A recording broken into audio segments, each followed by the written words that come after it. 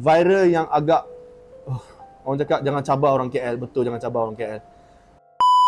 Assalamualaikum semua. Okay, hari ni Alhamdulillah finally saya dah cukup rehat and saya baru boleh untuk buat video. Sebab beberapa hari ni start daripada Jumaat hari tu kita orang memang kena serang kau-kau. And saya memang agak penat sangat sampai tak mampulah nak buat video, tak mampu nak buat explanation, tak mampu nak minta maaf untuk beberapa hari ni. So hari ni kami cuti 2 hari, Isnin dan Selasa. So saya nak ambil kesempatan ni untuk minta maaf sekali lagi kepada semua pelanggan-pelanggan yang kami hargai yang datang support kami di Cawangan KL. Dan Ipoh juga, tak lupa pada Ipoh jugalah. Sama juga, dua kedai kami kena serang. Alhamdulillah. Terima kasih semua yang support kami. Apa pun, kami rasa bersyukur sangat dengan rezeki yang Allah bagi ni. Walaupun bukan kami yang panggil influencer daripada China ni yang buat review kat kedai kami, dia datang sendiri and dia buat free review untuk kedai kami. And kami pun tak jangka video ni boleh sampai meletup sampai macam ni sebab sebab free review kan, sebab dia datang dengan suka buat review je. Kami pun okay. And sebenarnya pun dia bukan seorang influencer yang datang kedai kata, "Oh, saya influencer.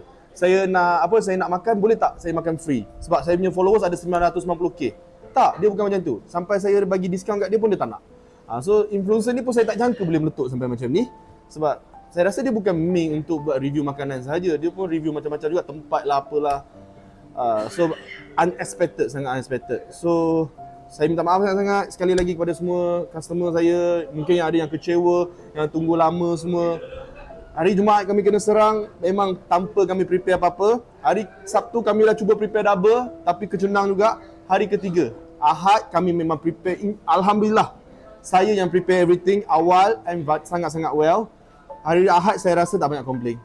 Tapi 2 hari tu banyak komplain lah. Saya rasa memang saya kecewa juga dengan diri saya sendiri sebab kegagalan saya manage semua benda ni. Apa pun saya buat video kali ni, saya nak bagi tahu yang sebenarnya kami nak minta maaf and kami harap sangat-sangat semua customer kalau datang support kami untuk kali ni boleh memahami kami tak ada jual saiz besar.